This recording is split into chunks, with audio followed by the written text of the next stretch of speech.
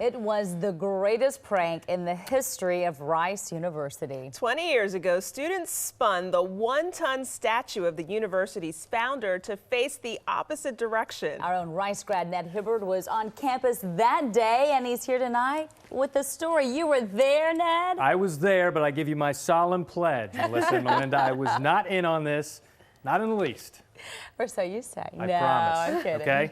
You got to know Willie's statue, as we call it, is at the spiritual center of the university, and its 1988 rotation is a prank that has attained legendary status at Rice.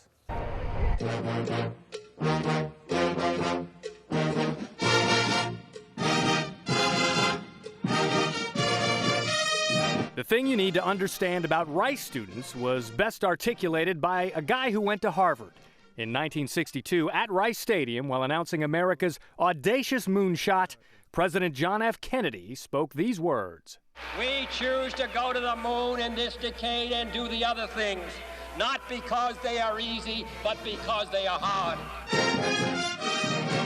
For 11 engineering students, what could be more difficult than to lift and rotate the 2,000-pound statue of founder William Marsh Rice, who by 1988 had been facing northeast for 58 years. When something like this came up and somebody had said, hey, we have this idea, we want to do this thing, and you're like, wow, that sounds impossible, count me in. Here we go, big smile. 2 decades later, 9 of the culprits have returned to the scene of the crime. How you doing? I've been looking at you guys on the computer screen for the last And while tour guides will give you the nickel version, they turned this statue around 180 degrees to face Fondren Library. Only now can the full story be told. The conspirators studied blueprints of Willie's statue and its granite base. For weeks leading up to the prank, they disabled the light illuminating the area. They constructed a pair of massive wooden A-frames from which they could hoist the statue with 3 pulleys. Off campus, just before their Mission Impossible, they tested their contraption by lifting a Toyota, which attracted some unwanted attention. And lo and behold, Houston police drove up. So we had a Houston police officer come in and see us, and they actually got out and we gave them some story about doing an engineering project for Rice. It was a close call, says Alex Kazim, who later that night drove the pickup toward campus with the 20-foot A-frames hanging off the back.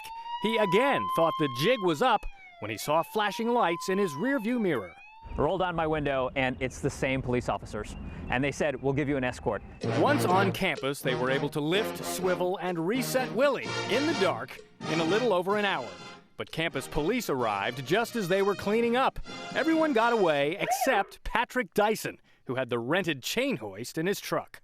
I was actually kind of hoping I could sneak away and they wouldn't notice, and it almost worked. Willie faced the wrong way for less than a day. The university hired professionals to turn him back around with a crane.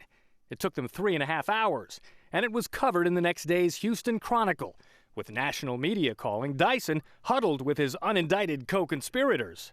And I said, you know, I've been caught, and there's going to be some press and things like that going on. Who else wants to be part of the story? And much to my surprise, nobody else raised their hand. Rice fined Dyson $1,500 to cover the cost of returning Willie to his proper place. We sold T-shirts to pay for the fine and took the extra money and donated it as a one-time scholarship through the engineering alumni. 20 years later, most of the suspects in the statue caper are going public. They've ponied up almost $140,000 for a permanent scholarship, and 3 of them are working together on another project, an internet startup called Tacony.com. It's all about, being able to share your stories and learn from other people's stories and experiences, and to be able to sort of connect over those stories. I bet you Willie would have some stories if only statues could talk. On the homepage of myfoxhouston.com, you will find a link to Alex Kazim's first-person account of that caper. You can also flip through a photo gallery and relive that event that happened 20 years ago. I'm Ned Hibberd, Fox 26 News.